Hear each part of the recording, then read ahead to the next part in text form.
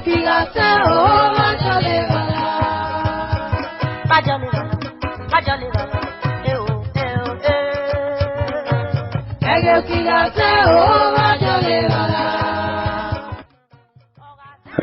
Babulu.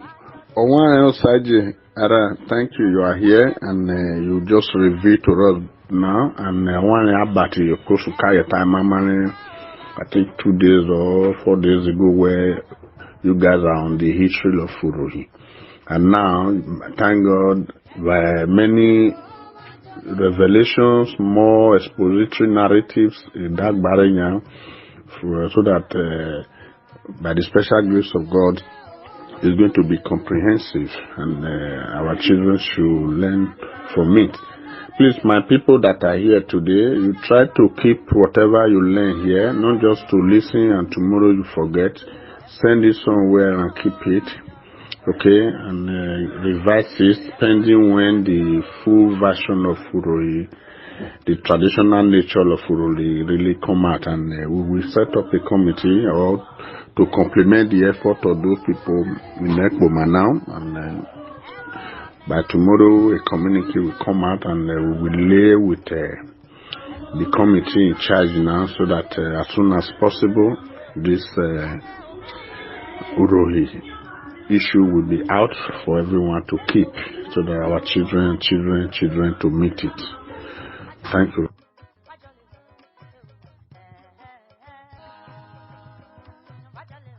Yes, Simeon, thank you very much for this thing. I think Moses, if you are still here on one side or so any other person here, there is this Uro where battle this place with Bada you go there's certain leaf that wide leaf. Enuroni, they told us that and say we don't go to that particular spot. That if anybody go there, Enuroni or to something, we turn to enemy, we turn to an elephant. You know, Odohon. So, what is the meaning of that particular Uro that is in that place where Odohon by the right? I remember, if Moses can throw light on that particular shrine, not Rebecca Ohon.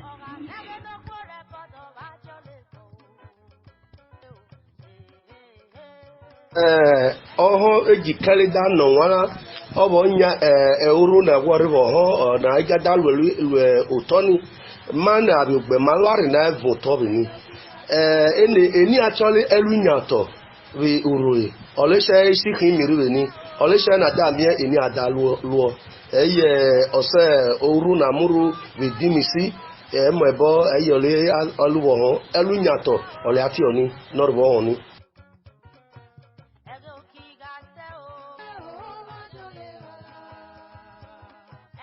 Yes, Simeon, thank you very much for this thing. I think Moses, if you are still here on one side or so any other person here, there is this Uro where battle this place with Bada you go there's certain leaf that wide leaf. Enuroni, they told us that and say we don't go to that particular spot. That if anybody go there, Enuroni or to something, we turn to enemy, we turn to an elephant. You know, Odohon. So, what is the meaning of that particular Uro that is in that place where Odohon by the right? I remember, if Moses can throw light on that particular shrine, not Rebecca Ohon.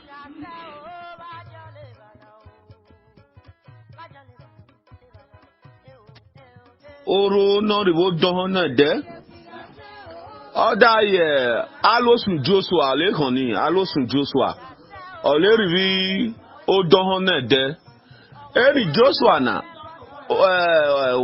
okakulo ha no o ha ko akini ege ha ribo ni eho onogeho bi iyabo lo so ni ma se sabo yere yan me aye find out eda kwa mo ezo eda kwa gui eda honhon so ole no ojeho da vai Other doctor Tamani Joshua na we oku vai no dona kon enoku na. Ori Joshua dagni akia Ario we gbebe ne udo ninu roni okiki eni. Osu ha no Ario we gbebo okiki eni. So other Ario we gbebo we ni other kieni other akia eho. Other lo na ogeho kon enoko eni other vunugbo ne munu pe ni o.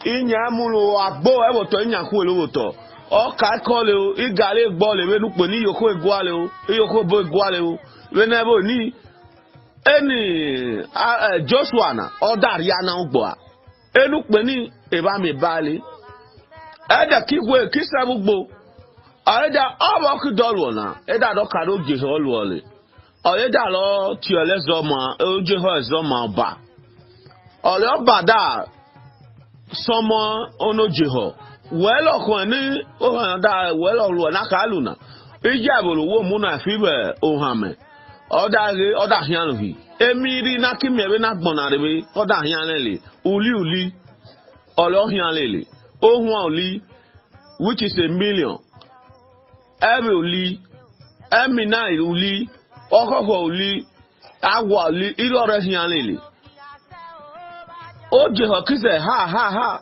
oba efuole olo jeho data mo ba ye yo le bolo kan no kan na yo le mo pa so no riwuroli no te Joshua lo na kan no kan na ole no jo obada somo Joshua da jo mo Joshua da ri agwaba welo kan no kan na da he olo ono je da hin oba ami sorry to so oba oda hin Joshua emiri na kimi ebe na gbana oli Joshua kize ha omo Joshua ha mole o oda hejoba iku ha mole o oda hejoba emi o ha mole we no wa kokun agbonare oda koko hejoba kikoko hejoba fo oba ya mo emi soso ole ni uroni oda tonole upside down oda we bobo ge holu ole odo re to yogole akeke mi no anle ibare ilu oleje idore ro senunu loni oda chielo roto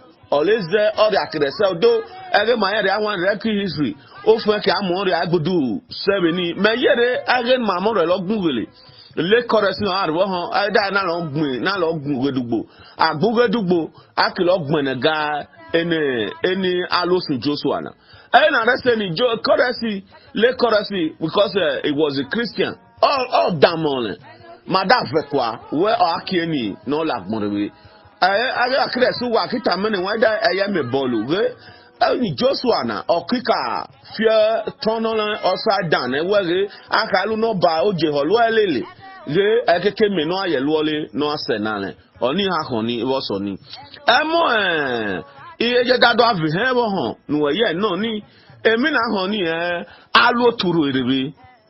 Eni wo Google ni wada ukpuki mi wa vibe wa ukpuki mi ribe ikeko Google ni eni alo turerebe aha tiege ame evalu gane ne wan le wo na ra tie bejada mi me COVID-19 ovana ene wan le ni ke tie ge emi ame va o ene mi ame no vana e barelu e ki jebo ye dagbare e balu na da mie enemi amena oba na be nebo na geni oni are ni akilo mui ohua obi ohua o ekidore we ebiosusu sibebo ore eni emu vai oni ada acho yi alo turiribi ole koni eni ancestor abamane ka le inari eni kumini gbobini amegene again the late Zach before God legeni edolu emi we ni don the yomo we ni eni alo turiribi Olekoni,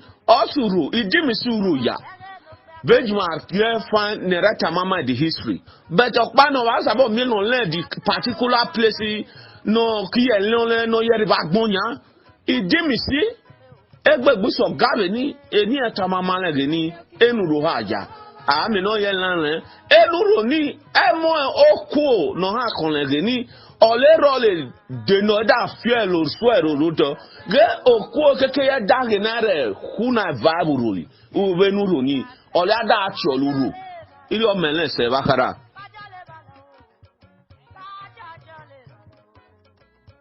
Ibo kudo leje oye babulu ba kwa mele. Edo behigwe ma ebi obehilo ma. Mweni Moses ebwehi bi Musa uyugwele hata. Emata ha di beke ole botu papa kino. Ni merole elatiba ebezele ebodi aye. Ogie na ha choli buere noge. No bio gwa mele noge. Ole yeko begwaba bege obwera me no gbasi. Okije ne koni ologe hoda se mo lo lewunu. Esusu bi oba wo oda bai. Ole oge ho kise mo lebu no libuere kisu wo libuere da doso ma uruli. Oho nubuneke. Ọlọ́run ọ̀dà tí Joshua ọ̀dà tàmí Joshua gẹ̀ bíbuere dọ́ta jẹ ọ̀líbuere Joshua dà wọ́ líbuere wẹ́ bá ahè náà ẹ̀ bọ́ náà ọ̀líbuere dà wọ́ ẹ̀hẹ̀ jẹ ọ̀dà wọ́ mẹ́ ọ̀lẹ́dà kíyè ndì egbọ̀nugere bí gele ẹ̀dà náwó sùn ẹ̀dà ahẹ́ ẹ̀họ́ ẹ̀dà dùmọ̀gẹ́ họ́ wà ríálùgbò àríálẹ́mí kíkẹ́ à oge ọ̀dà nẹ̀fìá ọ̀dà àbọ̀ fúẹ́rà mẹ́. Ọkísàbẹ jọ bọ́ra mẹ́yà ọlọ́bọ́ra mẹ́ta wọlé kálẹ̀ kó àgọ́ dáwẹ́gì káínọ̀lá ọlọ́dà jọpọ̀ mà nọ́dọ̀ lọ́tì ìbúwèrè kísàbẹ jì ìbúwèrè yọ ọ̀dà ìbúwèrè wẹ̀bí ọ̀dì àgùì owó kíẹ́nì bá kíẹ́nì dọ́dúnmọ̀lúwà rí alúgbòrí alógọ́à ibi rẹ̀ ìhọ̀dọ̀wẹ́gà náà dó wẹ́wẹ́ gé ìbúwèrè nòjọ́ gbí kùbù wà nọ́dọ̀ azọ̀lọ́ ìbúwèrè kísẹ̀ sọ̀lọ̀ ọ̀dà mú Joshua fi bọ̀ Joshua kísẹ̀ sọ̀lọ̀ Joshua dà o. Ukpamo pate se ọlọ́pàá kẹ Joshua rẹ bìẹ àrẹgàlẹ bó kú ọnẹ wẹ ẹni nẹni bẹẹsì ẹni obi ọlẹnu pẹ ẹni dà yẹ ẹwù ọkìwù ọlẹlùkù ọdà tí i Joshua ọdà tí ẹni obi ọlẹni ẹni oṣù ní dàkìkì ọsẹ lùkù Musa nọgẹdẹ táì wọn ẹkọ wà bìsẹ náà wò nọ kàkà bọ elùkù bí akògò imi ọhẹkì rẹ mú ẹni Joshua náà. Eno pe na choli Joshua na okaka bogenegwo aha gbo kedebe nege no sunija akisenyo mu bu kokunya meji mu bo okito bole dale uke amure ni adale uke mure agwa ole agbene no sun bi opa iri ono ole ibwere kimi egwege Joshua ulu obi Joshua ulu eluku ki wole benege nania British ekiri beka Nigeriare do agbẹ̀rẹ̀ ní village kíkẹ́ bẹ́gẹ̀ rẹ̀ bàjẹ́ ọ̀líbuwèrè dà mú elukù ha bu ebo gẹ́ẹ́ mi nà ọ̀kẹ́ kọ́lẹ̀ gẹ́ẹ́ elukù nà lẹ́yìn mọ́ rẹ̀ ọ̀lẹ́lukù dà wọlé à obi abalẹ̀ ń yà rẹ̀ ẹ̀yọ̀ lè tó bọ́ọ̀lù ń yà rẹ̀ bọ̀tẹ́ obi abalẹ̀ ní ìwúlù ọ̀lẹ́ mú ọ̀lẹ̀ tán ọ̀lẹ́ dùpọ̀ ọ̀lẹ́ tán rẹ̀ obi ọ̀lẹ̀ wúlù ọ̀lẹ́ lu èmi bí kílẹ̀ gbọ́lẹ̀ ọ̀lẹ́ zẹ́ nẹ́nukù dà kí ọ̀sọ̀lẹ̀ ọ̀lẹ́dà nù ìwúre ahọ́ nà rẹ̀ tẹ́lẹ̀ pẹ́ nà wẹ́rì èrè hèjì ukpọ́nọ́fọ́ nà rẹ̀ tán lẹ̀ wẹ́rì èrè hèjì akèké ní elukù gbégbé bọ́ ìdí ọ̀nà adàmẹ́gẹ́ nà ẹ̀bọ̀ ní oṣù ní ọ̀dà dọ́kì ọ̀sẹ̀ elukù. ẹnìmẹ́ onímẹ́ kọ́rẹ́tìfẹ̀ ní ìyá kàkà bọ̀ ọ̀lẹ́yìgé Joshua bá pànà bó tọ́ họ́rẹ́ àrí ẹ̀dọ́ ọba bá mẹjọ́ darọ́ lè kí ogie ọba bá yọ̀ lè kí ọ̀kídọ̀ kàrẹ́ wẹ̀rẹ́ uzọ́mí nà lè kí azọ̀lọ́ ọ̀pọ̀nùgbẹ́ ọlọ́dàrí àmì lọ́dà ó tọ̀hún bó tọ̀hún nẹ̀dẹ́ ọ̀làdàrọ̀ lè tán bẹ́ẹ̀nẹ́gẹ́ ní ibà ọ̀kan níbọ̀ nọ̀bí bá ọ̀dìá ibà àrẹ̀gbọ́lẹ̀ níbọ̀ nọ̀bí abámẹ́nà ẹ̀dàmẹ́bọ̀ ibà ẹ̀hízàmà ibà ẹ̀pẹ̀lẹ̀ ibà kòkó ibà abúlímẹ̀ ibà ọ̀sìn nọ̀bí àyà nọ̀bí ògidìjẹ ìnàrẹ́gẹ̀ àríwọ̀ ẹ̀gìní bẹ́ẹ̀gẹ́ ìwéré nògè enegi ìwéré nògè ní ọ̀làrẹ̀ yẹ̀yẹ́ kó gbègòlò neda agbegolo anada miege no seda kun homolo ni pelo dar bo benwe na bi obenwe na oda wela mena mo maro le goge e mo atagede no e ko wa no sila Musa uyugwele olewo no bo so pan abamu Joshua ri edo ozezo zolo oda ri amire oloda o e le do su pede nere na nia egbonugere bi gene ina nse ye gbenu gedugbo ekuku gede akigbeli Musa be ni opia na re gbeli Musa bo aki hesoto akiro le neri omo be na ki kon ebe hebe nu ke no piani obi agwa bi kwinya hin no na ha de ni bi popo aki he na re ojo de kwa ha ri ugbo iri ase yelo le do su pede nere na nia again mere mu da no jo wele again alu ole me ve ne bere me konoramde oba ya mo here so pa a he ne be ni be ke no suni enu copy ni ole a he ole so iri ono inya no red by so ba no gi ma me ba bulu Abo, that is not true. Eyi iru oda mudia. Eyi oni yeze ati okajesa. Ebe happen. Eno hani dena me like me aho. Ebe happen. Osi okajesa is different from ono never do no baba toesa. Emi na halu we utwa do we na gena.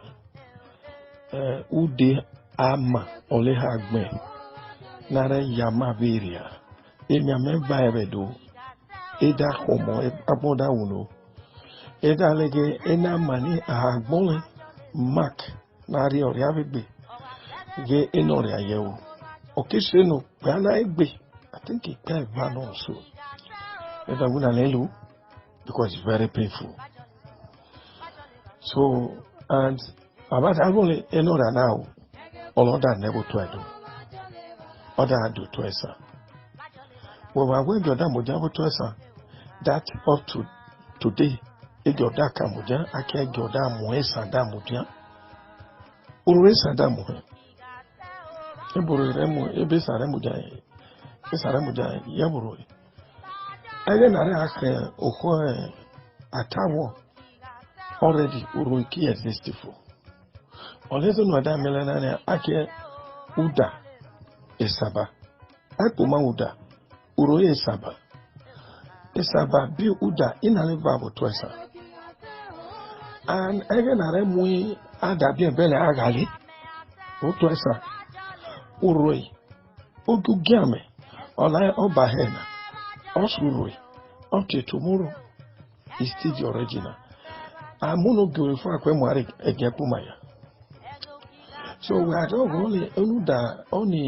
only ebe na time only nania osuro ti tomorrow ti ono zaki no ule deni aboni ose ha mo regina e ase gwaba eni gebe ga tos na mo zaki makero so lesoto position ko ni deni to uroi an uro idimisi oya o ko ha badi Obada gay area. Nadomo Urohi. It didn't say up to today as a Yenigedalo URO. It was British colony. In I don't change it to Urohi. This is the history of Urohi. Agwani history.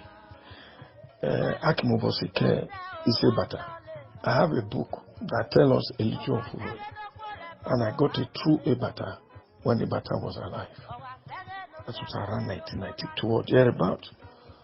So, when you mean Radibo Omon Mabiali name a history or lazy meda Chanegeo, you say million a bit. Kara.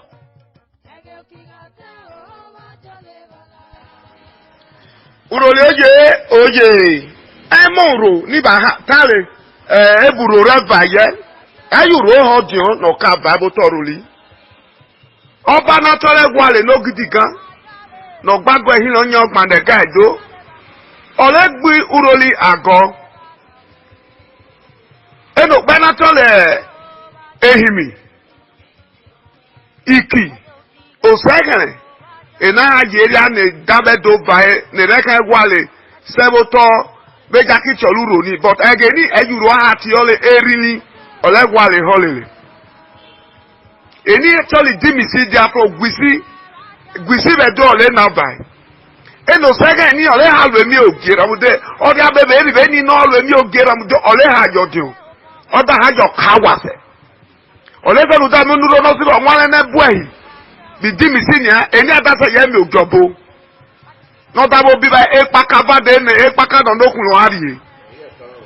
Oni ene pakani ni eni osega ni eni oha yore ha lo emi oge ebeze nuro da vai uro Again, Okwata, Kiriaba, the bag of Banato, or Zenwani Bao Mieko. Olerebo, where Baluna Dami Okwata, by Rumude, Oni Hano Goni, B. Imaguero, Bege, or Banatole, or Zenwana. Oleda Muro, Edamu, Eda Weda Mwade Erili, Renyala Mole Nada Kanuroni. Abala kati eda wede lo ti udare udada wole bale bole leri edo uda bi esaba eda ribe idumegba buhi eni haya sebe iri oba ole sabada re kan re ha di edo eda muru eda mu ne sabada mu bali dimisi eni dimisi ni nia eni esaba haya olo bada ri oku oda ri na re oda mu osun oda mu ne no sun ni ola to lo sun no kwa Nevi dimisi or aja egenare here okay aja onarelege ihe isoto o bakwe pano se no kwepa no dari ebo na kitole eminare na nya ebo kimi eja tolo kede o da lori opo pawe ni na tolo odogun e no dogun ni dey suppose no re logie ebo kimi but o biole no ti da fi abale be ni ari egware lo logie oni ze na da menya be ebo kimi ni oge ebo kimi aho no logie oba da ni obojo kede na elogie benege na enuroni olaka no kwata ha bai oje nemi esile ha bai rumu do ko no fun edogbigbe olada imenuroni re esabakize kan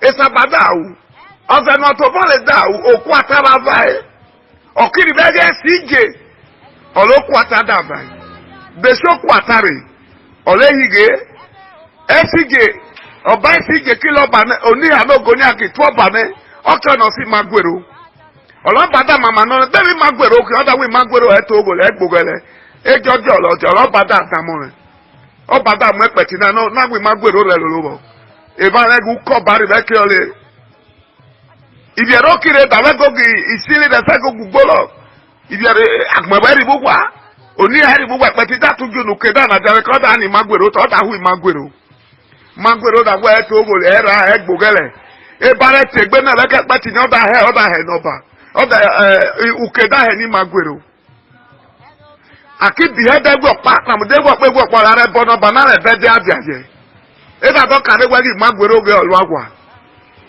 oni awo no de egwa oni awo kika wo to ene olobada wo lo me magwero epeti na muna na we no lo muri e da lo muri ekitu eke olege ipigo ilu base mi ki kenare tegbe no kwa bare tegbe no bare tegbe ne bubu yeriba uke ba we he no wi magwero no bezen we da he no wo kwole no na le no wo le da he na sabago no ko no gwa bare mi na e na re ke ko oni ha no goni oda pa no da ri wa iku hi lo mo oda tie na rebeja no kire no magwero wo le no oda bi mozo na oda gbi magwero a oloda ne pa no da ri ebo na tolita oda lo ta mi queen amina eni queen amina da mo kon le da re do na da do mi opo na toli mu emo na kano mu jabe e third junction sadedu were kan sapapa nini a ero pa nya ora toli mu emo ege ni dia ni je sije re joku ijoku de re kan sije kon le da ye e lapa ma e mo ne kodi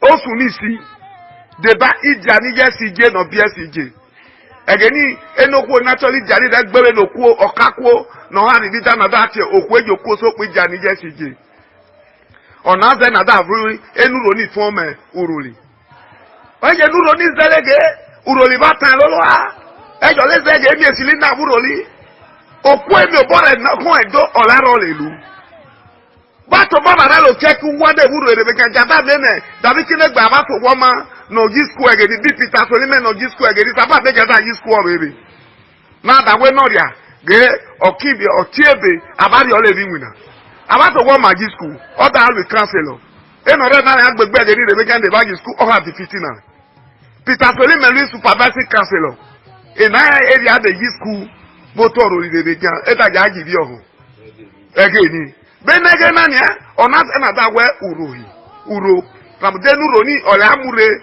na redo kwata na ze na da me okwata oba kun edo agege aka mi age na egwege uro zerege emili na amuroli e shiro uru no uroli ba ti ebe Ibi ma nyande ki ka go pa no nyande ro weje e bole bo nyande ro wa e bole bo ne ba secondary school nya ne ji secondary school nya ne ba ji school nya eni aki gbo va bu kwa nya e ba gbo ji shote gi juroli la mu ja ba ti ebe baba na ti ebe na nya ba ku ya kan ya inwi na ba nwi na be ni nya ba gbo egbe nya ba gbo ti nya ba keke ji school be ni so eje nu ro ni zelege uroli ba tan lo aba ti ebe ole ha no guroli uroli ba moria ne ji school so inya nu ro reva ba bolo nu ro ni jebo ya idi mi si amuole yi ramude o sason de eso weze ohon haya ajo hon haya idi mi si eso weze uye lo karo gme kalo haya owe no me ho no tamama le jebo nu ro na haya enu ro ni di mi si o haya di mi si ole sa babure ole za na da mege di mi si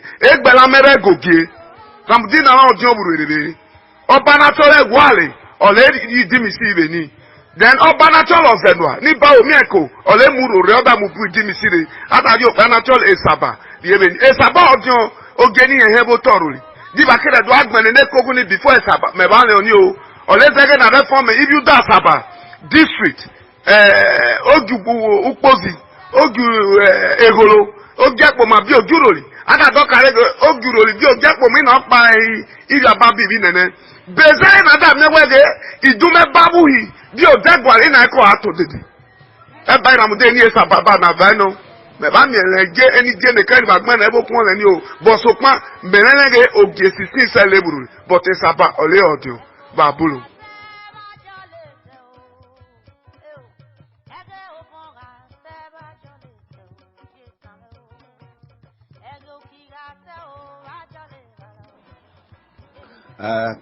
Bàbúrò wò kàn mọ́ ẹ. Ọ̀nà ẹ̀mọ́ ẹ̀ uru ni ọ̀nà òpè àní nọ ẹ̀ wọ́n náà ẹgbẹ́ mayẹ̀rẹ̀ à nà bẹ́ ìyàbò kí ẹgbẹ́ mayẹ̀rẹ̀ àgbọ̀n níbi nà mayẹ̀ nọ ẹ̀ nọ tànà màá wáyẹ̀ gbogbo yìí sẹ̀ ọ̀nà ojú ẹ̀gẹ̀ ni àdá nọ bẹ́ẹ̀ wà láàkìn àyẹ bẹ́ẹ̀ dàmí ọ̀nà uru nà tànà dàwọ̀ mi bọ̀rẹ́ mi ọ̀háfẹ́tì ẹ̀rọ yẹ ẹ̀bá lu nà dàmí ọ̀nà uru ni àkìtàn ẹ̀rọ àlà àvọ̀ kì riare nega but awasa bo wo se mie o me mota bo po e ba sa bo kan ye agbon the people that suggest emi kike so iri oni sere dey so oninya me ase go into research e ma kan se ye be urole gini and asabo mi no mi o saifu ko wari bataille ro yan o saifu o sabo ye jire o sabo je mi so esore eba ye akan ye gini babulu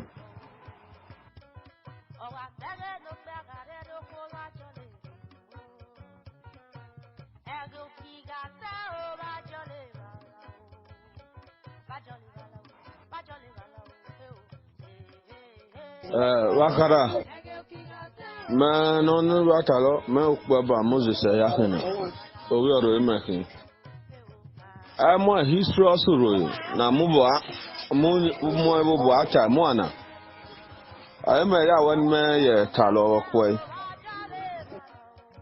beni question number 6 ni we answer ni owo gene gba erio ole agene de tamaman me da un me ta obo kwai oda ye mo iye nu we wo discover le ni samo imo o to pa zilu agbon le gene no but e bore ni le ye oda yi ege no re jakere eye go huwe begwe ta ni ohuwa abafi ojoro olodan le age ni ro re jakere no re kan no le are kan ni ye kujogba ole ne no re tamale male yo bo amalele e na obudu akpala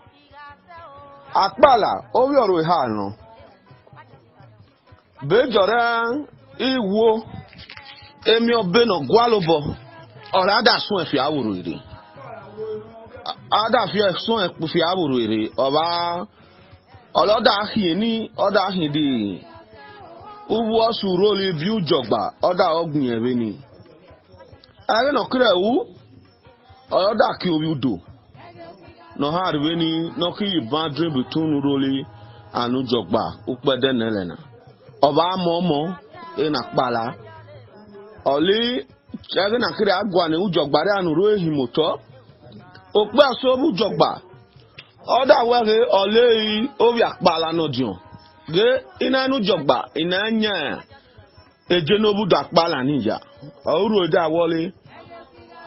Arena kire agbo nezo. Awuro da dog with the history. Ge bo kpala re nya yewuru. Ge ba kalu no lu wuru le. Ge bare so afi awuru ye. No da don nya ni. Ikwo ne ha gbera me ni ne re kan so akugbe ni je ku jogba.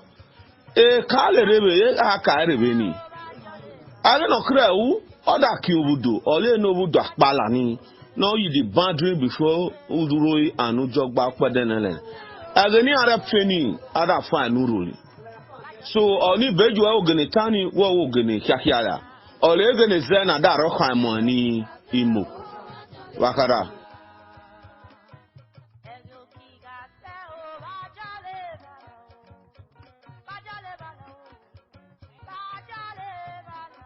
Ibioro oye mekaka bokwe mibioro nebu wa kenebu gede kenebe ko kenebo to egbo kenebo to Hausa kenebo to ebo mekwa me ba rebegan be ko tugu ani ba no na re mi enwa le bagmo na re bebo ri are faje no aribo ole ige awebi uru re faje yebo juru ri da kanye uru Ono guroli. Okwese amurore eri aka hari bi dimisi o. Abase mi ru egeni ada ha chole erili oto elimi. Ole gware ha ti olele. Eno to elimi ni. Ole zege na kire mi wege egwale. Ori aburoli ne. Oloda fa oda okipano na ulu. Otori orue oba ozenu ada loba. Oloba ozenu da ha bi he do da do karege okwata. Ovade no akon edogbigbe ona zele na da mi wege adagwe jaka agbe nuro nai adagwe na amu ari erin ne lo mu weri oda mwene uroni eda mu aderin ekisa berili nia eye osega na berili ikiri be erin ehimi oribo eni actually idimisi ebega na that na idimisi gwisie na vabedo zebo ka wase iri olehano Egbene teyo na ni ege na kire lota mo ba esaba builder igan pa le haja be idumeba buhi akibwesa uda vai re oba oselo atiole owo le bale balo lejo zebe big mekata olada we esaba nova ada mwenu roni ne saba oda mu pa beri enu roni abagbe na haribo o ha kan oku ata mi obore na bo to edokun edo oloha kan Egi mi si haja, enyo le haja. Ege no bakere rie, adagyo le, ozologe, olore pa no benire, harie, ejaki chole gwale. Eye joguro li da buwa ni, eye ni egwale mo wo ya dede.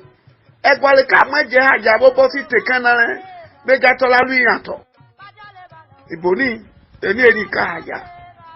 Benege nani, enuro ni idimisi olo haja.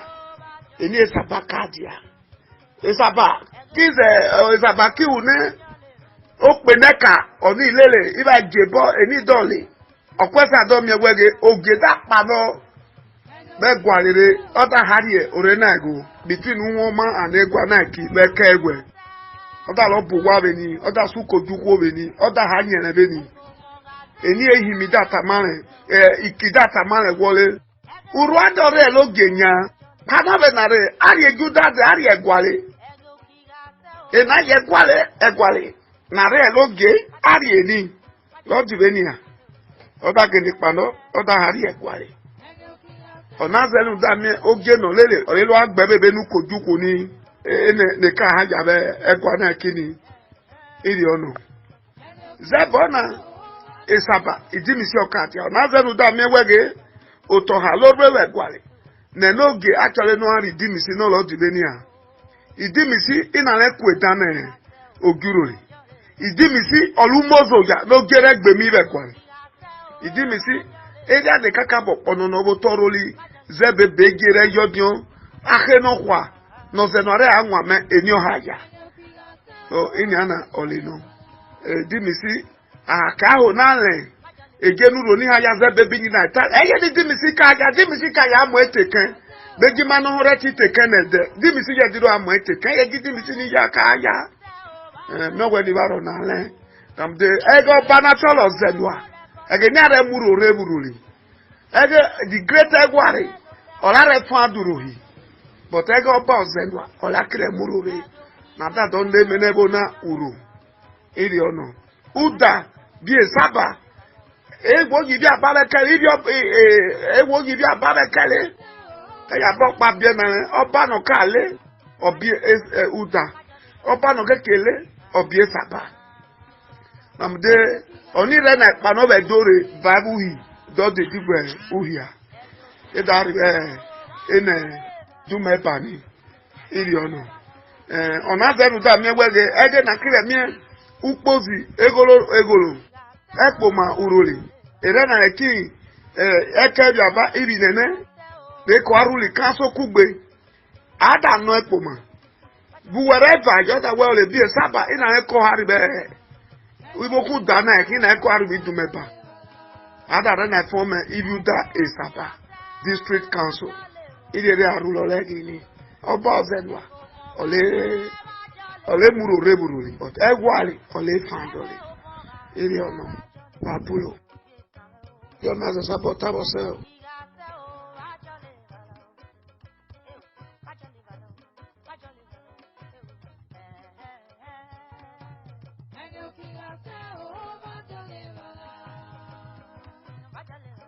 Hello, barrister.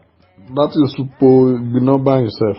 Well, if I can hear the history, how you people were getting and then we catch you white and white, man, near the palace. Dialogue with my brother. If we can now recognize him, no wonder you didn't know the history. But there's a question I want to ask you. Sorry, it's not my brother now. Is it only Uroi Kingdom? Or have you bear that cranny Onoji or the whole Ishan people? If na only Urohi, because according to what Chief Agbetu said, where have you bear not be the cran Oji or cran Urolokman or something, when it appears Urolokman. What is the significance of that in the palace or to the Benin people? Or what is the importance of when Abiogbe people are the one crowning Onoji of Uruli? What does it signify in the Benin Kingdom and in Nesa in general? Thank you very much, my brother.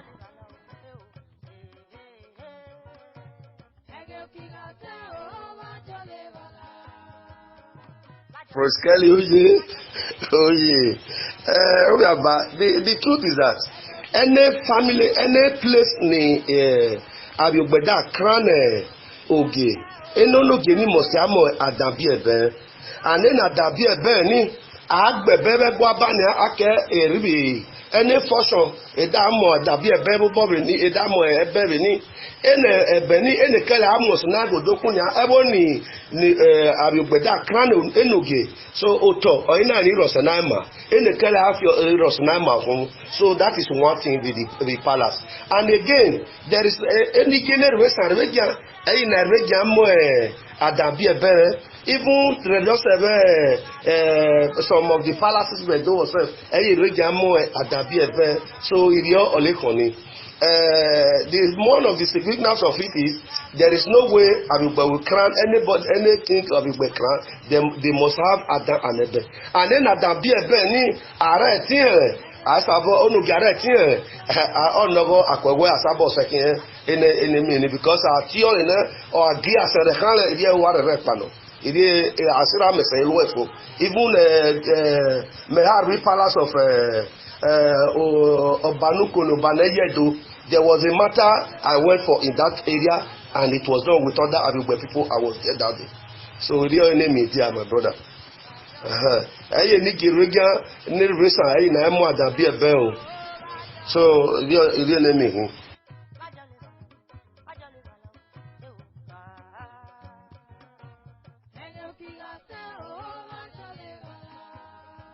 Chief Agbetu, Chief Isonoro of Roikido.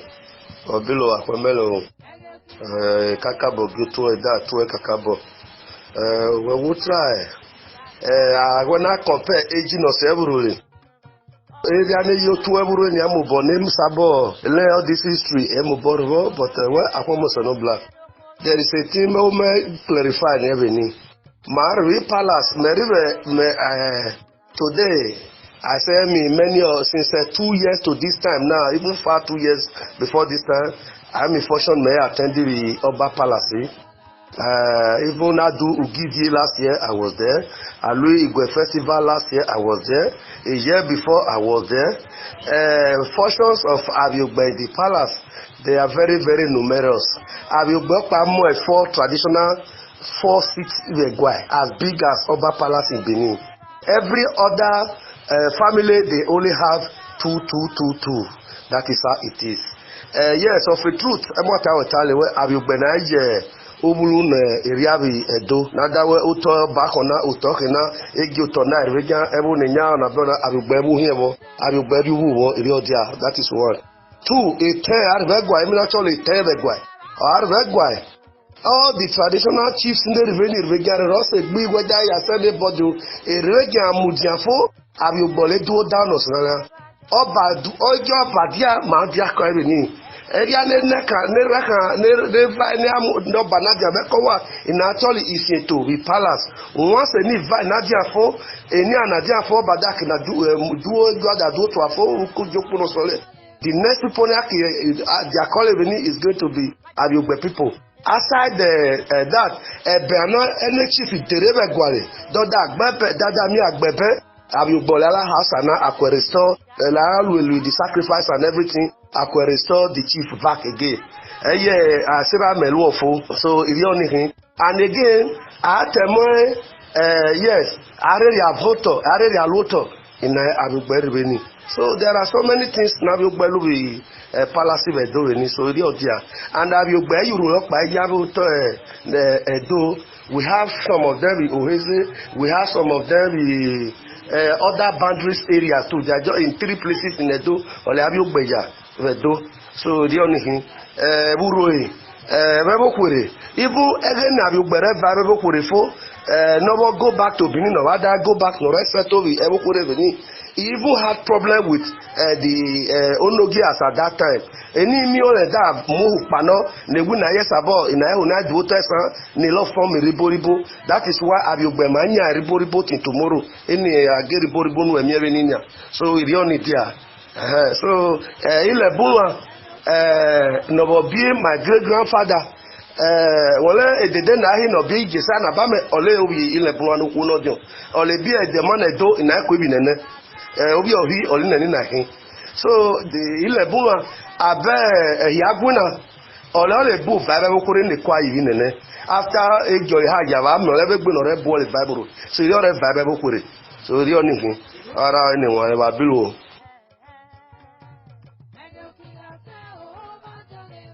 wado ejo eni wale menati mercy osalen hole adare idumo ti en wegwai ole meda vai me oni me ye support ebi Mr. Unity Tally why gwi me sabo mama zesan wirio but make izore ebi me sabore zo eye because otokpa olon no nia ramude emo enuro ni walere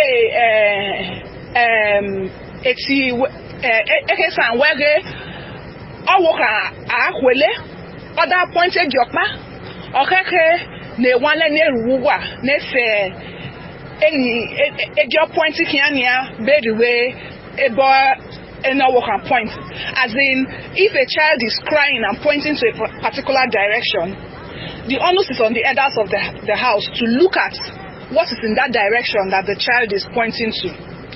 Bezembeda tonania masaka wan rekerekere ene church ewege uroni na banfi wi uroi olese moire ene gebo ewe uroi na mu vaiwu uro na mu vaiwuri olese moire. You know, there are different stories about this uro. Ebi me only may suggest ene wanle ruwa, because I know that from time to time tradition is passed from generation to generation. That is what is done in Eastern land. There is no way it is left unattended to. except in some, instances. It is good that since issues like this are being raised,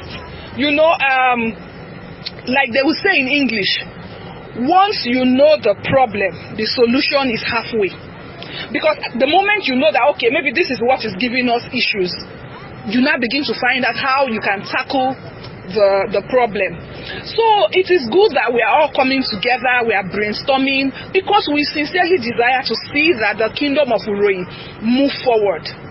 So this issue of Uro Nina Muvai Uroi during the war to establish the kingdom so that enemy soldiers will not come into the land, won't see the way to come into the land. Whatever it signifies, whatever it stands for, if it was actually, like some people would say, so that they will not see the road into the village. Some people say, that's why Uroi cannot have a road today. Because, in those days, the things that were done so that invaders will not have an in-route into the community. So for me, I would suggest to the House, all these things, are things that are coming up. A lot of times we are not able to say these things because of the kind of place we come from.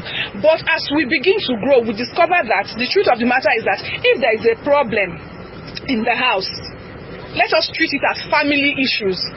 The elders that know, whatever they can do to say, okay, if it was that this thing is hindering us, you pray to say no more, it shall no longer hinder us. And the community moves forward. Therefore, those that are going to church who believes that, okay, it might be, what was done. Just like maybe what they said, they brought prophets into the community then. I remembered, I used to visit a lot then. To say, then let the churches come together and pray. And so that whatever it is taken out from the community. And we begin to see progress. I'm not of the school of thought that believes that it must be this. But the truth of the matter is that if hands are pointing towards this, pointing towards, a particular direction, I think it's good we sit down together.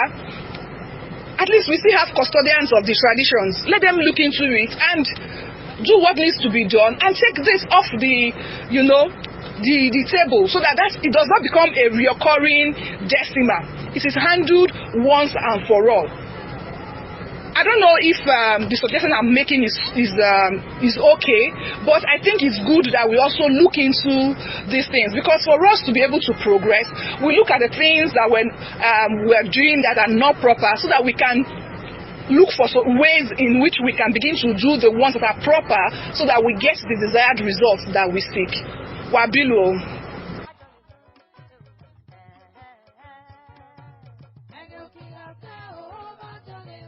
My sister, thank you very much. I really appreciate your because I've been talking about this Uro for the past many times, since last year, since Mekidwa Wana. Because I agree with time. My late uncle, Honorable DJ, the late Onuji, our present Otokinde, Asia Guapa, those days that I go up do it out no back where Erurana no Favorina, Beva no Bobotoye. Oh, but that get out Tamina where Ola Jagmori, Ola Jagmori, Eduvai, they don't be alone, what you tomorrow, the father to the late Onuji, Dominic, Abalo Moburetno, Vaekno. 1991 or 92, I remember that time when no Bonava. Other Gebalu na remenu roni na sole lulu, not the tanula. Another mere ceiling the red no okay no afa uruli. Me one the connery. I about the school shall let me see na uruli bena wa chikita wana agbetu. E man the people majusku meleki we don't just name. Never we kono mugete. Ayi ewe abubukijim ayare biomokpea when again they just could do na welcome na the governor, even president of Nigeria today. You understand me? Ayi politician iwu really damn ego or asemeja eja seye wa gare mo ata ni gbeta. So enu roni my mama no tole, my just Bebogan is stand for. Or I another church, you know, Aki Jagmoje, Jadaki Mielo, Solo Blau, Aki Jagmos, on the Montana where Bebogan is jazzy. So, your election meter emphasize on that uru. So, this is my point of view. You say, me mama maybe me riebo elkan me holege me te akere na ba my sira my ta olere me make sure where any role me no like on that. Even my late uncle went to Benin or DJ and the late Onuche. They could do for this issue. So thank you very much. I remain Mr. Unity Ayakame.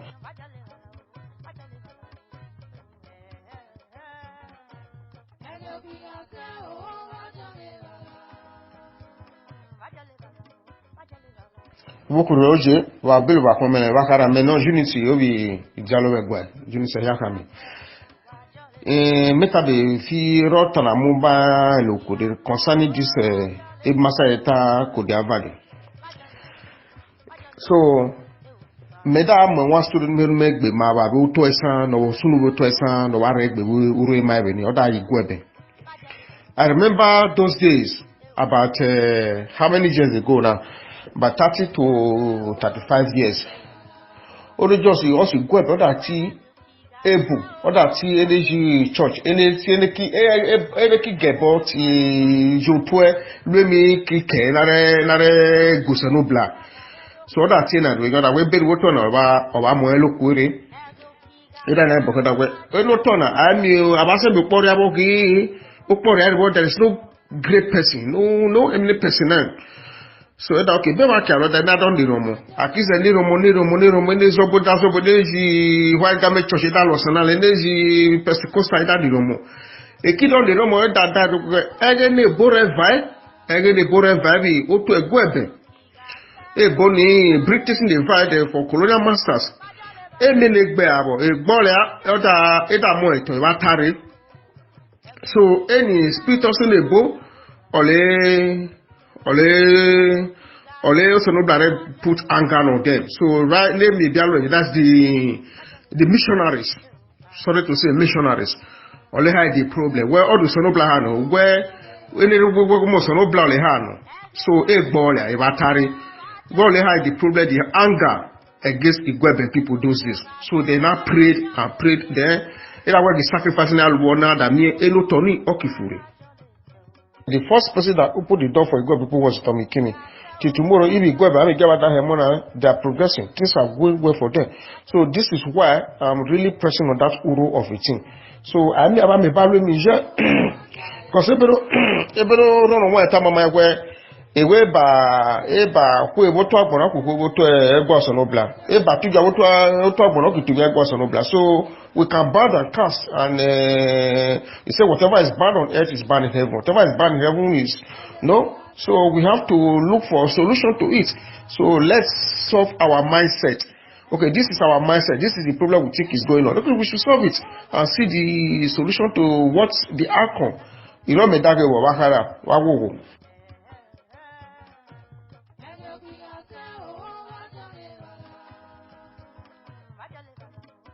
Thank you very much, my people. You see, the motivation, the participants, and the way we started this issue. We are heading somewhere. May not principally live in Nigeria. You see, we're heading somewhere, and so much thank the participants, the way we find a solution. You see, we move from up now, then we are arriving at a particular point and grab it, which I believe Mr. Unity just hit and illustrated a point from drawing inferences from Atubiajas Igwebe, Igwebe.